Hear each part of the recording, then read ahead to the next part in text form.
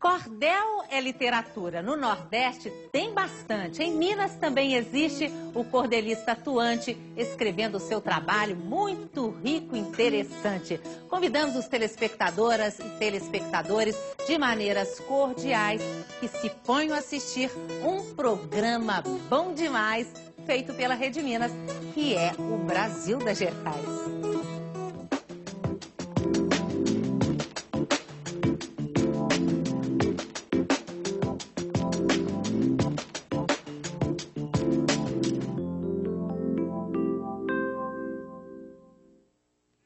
Poesia popular, imaginária, escrita ou oral. Esse é o estilo impresso em livretos rústicos, pendurados em cordas ou cordéis, versos que exploram a rima como principal característica que revela a cultura e a história de uma época. A literatura de cordel é o nosso assunto de hoje. Gente, super interessante. Depois que eu fui ler, eu fiquei apaixonada. Eu só sinto que não é tanta gente que conhece, mas é isso que nós vamos fazer no programa de hoje. Mostrar para você, falar para você da literatura de cordel. E você, por favor, compartilhe com a gente. Se quiser se manifestar, se tem algo a dizer, olha, brgerais@redeminas.mg.gov.br, no meu blog robertazampete.com.br ou twitter.com/brgerais. E daqui a pouquinho eu vou mostrar para vocês que nós temos 3 kits super carinhosos com livretos, com literatura de cordel. Gente, é lindo. Tem Guimarães Rosa também, olha só. Guimarães Rosa pergunta e o Manuelzão responde. Tem Carlos Drummond de Andrade e outras. São adaptações, né? Depois eles vão explicar, os nossos convidados vão explicar para você direitinho. E literatura de cordel mesmo. Então vale a pena. E ler é bom demais. Aí o sorteio você já sabe que é só pelo telefone 3209-0021. Mas eu tô aqui no fundo do estúdio, não é à toa, porque eu tô pertinho do Vicente, que é um repentista. Repentista. Lá de Capelinha, gente, terra boa, não é? Capelinha, Vale do Jequitinhonha, né? Uma das regiões que a gente acaba desde pequeno aprendendo a gostar da cultura popular, né? É da cantiga de roda, é do caboclo, é do timbeiro, do nove. São cantigas folclóricas, né? Da folia de reis, daquela região. E a gente cresce ali já com a viola. E como o Brasil sabe, né? Tem muita gente boa daquelas bandas lá. E a gente também sai por aí cantando repente, improviso, por esse Brasil afora. Pois é, o repente, para quem não sabe entender, tá ligado à literatura de cordel? Tá ligado. A diferença é porque o cordel, ele é escrito, né, e para as pessoas lerem, e o repentista, que também pode ser um cordelista, mas o repentista faz na hora, cantando, na viola. Uhum. E você tem aí modalidades diferentes também. Tem na viola, tem o coco de improviso, que é na base da percussão, no pandeiro, que também é de improviso, né? E você usa sanfona também, não usa? E eu faço também, porque é o seguinte, o Nordeste, a cantoria, ela está na viola e na embolada, que é o coco. Você chega em Minas Gerais, já está o calango, que também é um repente, é um improviso, que é mais um estilo já um pouco diferente. No sul do país, já é o desafio, que é no acordeon. Eu faço também os dois estilos, né? Uhum, então vamos mostrar para o povo o repente? Vamos fazer um repente legal, de viola, né? Uhum.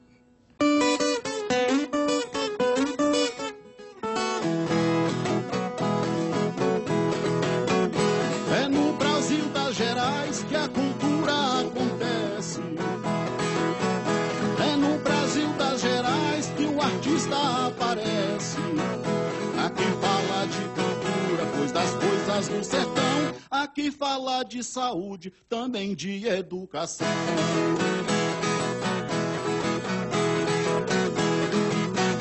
É o Brasil das Gerais, quase 12 anos no ar. Um programa tão bonito que forma até enquete, apresentado por uma moça bonita, que é a Roberta Zampete. Pra falar de cantoria, falo também de outras coisas mais. Eu aprendi na viola desde o tempo de rapaz. Eu aqui não canto tristeza, canto alegria e paz.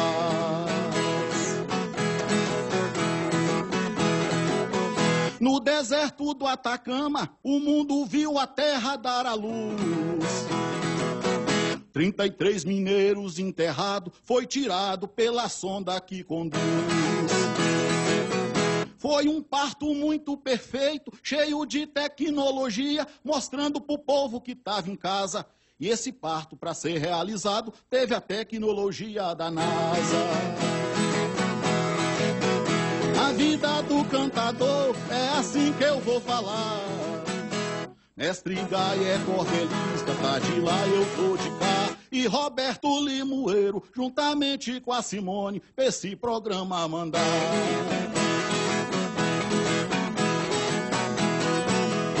O dia em que eu nasci foi escrito em linha reta. Deus lá no céu já falou, vai aqui mais um poeta. Esse cabra é dos danados e quando canta a rima é certa.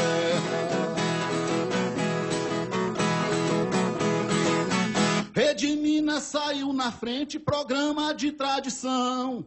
Já falei que é o Brasil das Gerais, que tem fama por ser bom. Pois fala de cultura, fala de saúde, coloca o povo pra pensar. Pois é dessa forma que a gente gosta de ver, em frente da televisão, coisa pra nos interessar. Legal. Isso vai, né?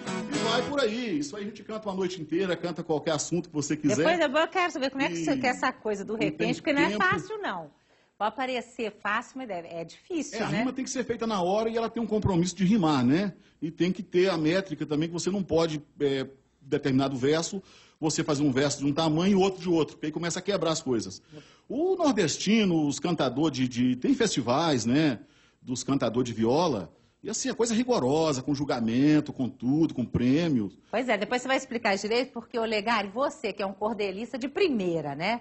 Escritor até o que eu abri, como é que eu falo, né? Verso que eu abri o programa, não, né? É o verso em uma cestilha. Ah, uma estrofe, melhor, uma estrofe. Uma estrofe que abriu o programa, foi ele que escreveu aqui. Estou toda feliz falando do Brasil das Gerais, da Rede Minas, você também da abertura, né? O que o cordel traz para as pessoas, hein? Por que é importante a gente conhecer, ler o cordel e tudo mais? O cordel traz encantamento, traz alegria, traz cultura, sabedoria. Através do cordel a gente aprende. A pessoa que não sabe ler, aprende a ler através do cordel. O cordel se faz teatro, se faz música, conta história do Brasil, história do mundo. E, enfim... E de uma forma muito fácil, né? De uma forma fácil. Nós, cordelistas, procuramos evitar palavras rebuscadas, palavras mais difíceis, usando mais a palavra coloquial, a palavra popular. E também evitamos fazer rimas muito comuns, terminadas em ãos e ado, para que fique uma coisa assim, bem mais gostosa. Enfim, o cordel ele tem uma penetração muito grande. A princípio, assim, você achava que é coisa assim, mais do Nordeste? Não, mas assim, todos os estados... Tem no Brasil todo, né? Tem no Brasil todo, lógico, assim, se acentua muito mais no Nordeste. É mais forte no Nordeste, exatamente, não é? Foi evidentemente por lá que se assentou, se chegou. Mas aqui em Minas Gerais e outros estados, nós temos muitos cordelistas mesmo. E aqui em Minas Gerais também tem crescido bastante, né? As escolas já têm passado... procurando interesse maior em escola, em todos os níveis de escola. Desde a escola de criança... e até nível superior já se fala do cordel. Pois é, depois nós vamos falar o nosso professor de teatro, que ele usa o cordel no teatro e nas peças dele há anos, né? Mas primeiro, você fez doutorado, está fazendo doutorado justamente nessa questão da literatura de cordel, né? Por que você escolheu a literatura de cordel? Bom, primeiro, porque foi de fato um grande desafio. Era um assunto também totalmente desconhecido para mim. Eu fui conhecer naquela extinta revista Palavra. Sim. Foi uma reportagem de capa que falava dos 500 anos do Brasil em cordel, nas mãos de uma professora do curso de letras. E aí eu falei, puxa vida, o que é esse tal de cordel? E comecei então a fazer pesquisas e fui desde 2003 até hoje... me interesso e venho desenvolvendo. Ou seja, você vai ter nessa muita área. coisa para contar para a gente durante o programa de hoje. Mas só para a gente entender, né? O Olegário falou, chegou primeiro no Nordeste. Chegou de onde? Chegou como o cordel ao Brasil? Bom, existem muitas controvérsias também, né, com relação a esse assunto. No campo da teoria sobre a literatura de cordel, existia, assim, num primeiro momento, a hipótese de que veio de Portugal, justamente com os navios, não é? Com o descobrimento, algumas narrativas mais clássicas que circulavam em Portugal e chegou até o Brasil. Mas as pesquisas mais recentes já consideram, por exemplo, que o cordel ele nasce aqui mesmo, sabe? Ele nasce com os nossos poetas e já circulava na oralidade com os nossos poetas que não sabiam escrever. Enfim, né, que toda essa estrutura foi fomentada no seio da nossa própria cultura. Claro que com influências de outras culturas que temos muitas. Isso né? é muito interessante. Árabe, enfim, narrativas árabes, francesas, espanholas, portuguesas, todas essas narrativas indígenas, enfim, vieram para agregar. Mas o nosso poeta, de fato, foi o grande fomentador dessa literatura no nosso país. É o que eu acredito, assim. Que bom, depois eu quero saber o que o cordel está trazendo para a sua vida, né? Porque é muito interessante. Né? Como você está dizendo, eu realmente, assim, é evidente, nós já fizemos há mais tempo alguma coisa, veio alguém aqui de cordel, acho mais repentista, né? Que é o cantador, né? Cantador. Mas, assim, quando eu fui ler, eu falei assim, nossa, é muito legal. E você, professor Fernando Limoeiro, você descobriu esse cordel, você usa ele no teatro lá no TU, né, da UFMG, no Teatro Universitário, desde quando? Desde a década de... 1980. Tá, isso. E aí, como é que você descobriu, como é que foi essa coisa? Não, primeiro eu sou um sertanejo. Quer dizer, minha educação passa pela oralidade, né? Eu vi os primeiros cordéis nas feiras de Limoeiro. Então, eu me alimentei de poesia de uma forma muito natural, foi o meu processo de formação. Que formação bacana, hein? E eu digo sempre isso. Existia um cordelista, que depois nós vamos falar, que são os vendedores de cordéis, ou os cordelistas de bancada. E esse homem chamava-se Seu Manuel Sabilê. É uma história muito bonita, Roberta. E você bem objetivo. Repare que história linda, porque é que eu coloquei como matéria, dentro da minha matéria, oficina básica de interpretação e improvisação, a cultura popular de cordel. Primeiro, para colocar a cultura popular dentro da universidade. Primeiro isso, dentro da formação. Segundo, porque tem tudo a ver com o meu processo de crença na cultura brasileira. E terceiro, veja que coisa linda, né? Quando eu ia para a feira com minha mãe, tinha já uma bancadinha com os cordéis em Limoeiro, sertão de Pernambuco, agreste setentrional. Limoeiro que me deu régua e compasso. Então, estou lá no sertão, veja bem, uma quantidade infinita de analfabetos vinham à feira. O seu saco, fazia o escambo, trocava os produtos rurais, comprava 1 litro de querosene, o gás, ou nesse coco eu não vadeio mais, derrubaram o candeeiro e acabou-se o gás. Não é? Então, uma das coisas que eu acho muito importante é que eu via Seu Manuel Sabilê lendo os cordéis. Para quem? Para os matutos analfabetos. E veja que formação, o que isso se viu como base cultural minha. Ao ver um matuto tirar o seu parco dinheirinho, suado dinheiro de lavrador, para comprar poesia, partindo do princípio que ele não tinha nenhuma formação cultural erudita, este homem analfabeto tinha necessidade da poesia. E comprava a poesia junto com o alimento. Foi aí que eu coloquei no meu texto que disse: foi ali, sob o sol do sertão, escutando o Seu Manuel Sabilê, que eu descobri que cordel é para comer. Ai, que coisa. O matuto sentia necessidade da poesia. Então, não é possível, né, você deixar passar em branco uma coisa como essa. Ou seja, o homem dito, entre aspas, ignorante, o lavrador, o campesinato, tem a mesma necessidade e fome de beleza que todos nós que estudamos tem. Com certeza. Quer dizer, o homem precisa se alimentar de poesia, seja ele de que classe social for. Oh, que interessante. Depois nós vamos mostrar no segundo bloco, porque nós temos uma reportagem mostrando que você faz oficinas, né, Olegário? É verdade. É para crianças, adultos também ou mais crianças? Não, porque, inclusive, nós vamos mostrar também escolas. Escolas também estão usando o cordel, né? É verdade. As oficinas são para qualquer faixa etária, qualquer comunidade. Não tem, assim, regra. Se eu for chamado em qualquer espaço, até igreja, estádio de futebol, eu estou lá porque o nosso papel é levar a cultura. E eu procuro levar a literatura de cordel em todos os lugares mesmo. E por que eu levo? Porque a aceitação dela é muito grande. Isso me alegra muito e me desperta muito mais a escrever mais e mais. Pois é, agora quantos livretos você já escreveu, hein? Já tem mais de 100 títulos escritos sobre variados assuntos. Pois é, estão ali na mesa, gente, eu vou mostrar, eu não mostrei ainda, vou mostrar porque nós temos 3 kits para dar de presente para você. Mas tem um que eu achei fantástico, que é Carlos Drummond de Andrade. Pergunta e Manuelzão responde.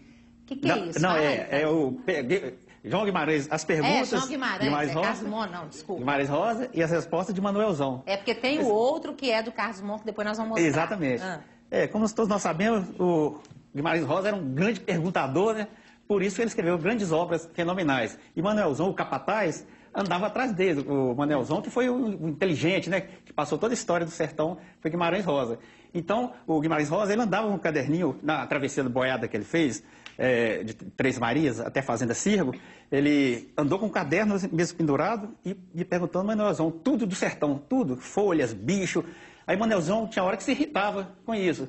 Aí, extraído da obra, dessa obra de Guimarães Rosa, eu fiz em cestilha algumas perguntas, algumas são imaginárias e outras, quem conhece a obra vai ver que foi tirada da própria obra do Grande Sertão Vereda. Então, lê uma para nós. Eu leio. Guimarães foi um gênio perguntador. Perguntava tudo mesmo como um bom observador. Por isso se transformou, dessa forma consagrou, um excelente escritor. Natural de Cordesburgo, sertão das Minas Gerais. Foi feliz na criancice, brincando com os animais. Cresceu sem complicações, vivendo com emoções, sempre junto de seus pais. Um mestre da medicina, poliglota por inteiro. Conheceu muitos países, viajou pelo estrangeiro, sem contudo não perder e nunca se esquecer do espírito brasileiro. Tá bom, Legari. Você quer comentar, né, professor? Isso tem uma coisa que as pessoas esquecem, que o cordel, por ser uma sociedade quase ágrafa naquela época, na década de 40 e 30, o matuto não sabia ler. Agora, veja, Roberto, então tinha os leitores. E o cara inventava uma melopéia para poder ler na feira o cordel, porque ele tinha que dramatizar para poder vender o cordel. Então eu me lembro até hoje, Legal, me passa um cordel aí, a maneira como o seu Manuel, lá sabe ler, pegava o cordel. Ele pegava o cordel assim, Zé Pedro, olha, tá vendo? Olha, repare, olha. Os ovos dele emendados de um lado, né? Aqueles ovos. Ô Manuelzão, me responda essa pergunta gorenta. Você deve temer a morte, pois já passou dos 50. Diga-me a resposta certa, uma boca bem aberta, e vê se não me inventa. E olhava pro espectador, a roda ia ficando, todo mundo preso. Havia uma dramaticidade no leitor de bancada. Mas o que eu queria dizer é da alegria que eu tenho de encontrar em Minas um poeta como Olegário dedicado ao cordel, de encontrar na academia pessoas como Simone, que faz um trabalho sério de pesquisa acadêmica, e vários outros, que é muita tese de doutorado, o interesse das pessoas pelo cordel. Mas eu costumo sempre dizer, para que a vida acadêmica não tenha empáfia.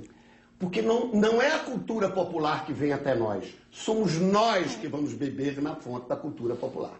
E é preciso lembrar uma coisa, veja o caso de Suassuna e do próprio Osman Lins, e muitos outros artistas eruditos, né? No caso de Suassuna, que é um professor de estética da Universidade Federal, e é esse renome da dramaturgia mundial, né? É mesmo. O que é o Alto da Compadecida? Uma mistura de João Grilo com o Enterro do Cachorro. São os heróis tirados do cordel. Tanto é que quando perguntaram a Suassuna, olha, se o Alto da Compadecida é uma mistura de João Grilo com o Enterro do Cachorro, o que é seu? Ele disse, a peça. Quer dizer, essa mistura que ele soube fazer e a dramaturgia. Professor, né? se me permite, é interessante isso que o professor Limoeiro fala, e isso faz a gente voltar ao tempo de criança, porque dá até para entender que o cordel, ele dá a condição do analfabeto ensinar a ler. E já explico por quê. Meu pai era analfabeto, e indo à feira, lá no mercado de Capelinha, ele, por de enquanto, passava alguns cordelistas vendendo. E fazendo essa apresentação aí que o professor Limoeiro disse, e ele se entusiasmou com aquilo, ouvia várias vezes e comprou o cordel. E a gente, na escola, depois de 11 anos de idade, que entrava para a escola, porque aguentava caminhar 2 léguas para estudar, etc. e tal, e ele, sabendo que a gente já estava começando a ler, levou aquilo para casa para querer ouvir da gente também, a ler aquela poesia para ele. E o interessante, que ele já tinha decorado algumas partes da poesia, e a gente lendo, às vezes errava, e falava a palavra errada, não, tá errado isso aí fala assim, assim. Então, o analfabeto ensinando a ler através do cordel. Oi, gente. Eu queria comentar uma Vamos comentar no segundo bloco, porque nós estouramos o bloco, mas a gente volta daqui a pouquinho. Olha, gente, no segundo bloco vou mostrar, tá? São 3 kits desses livretos ali, parecido, um igualzinho, inclusive, que o Olegário leu ali. Se você quiser, 32090021, os nossos outros contatos via internet estão aí. Faz contato com a gente volta daqui a pouquinho. Tchau.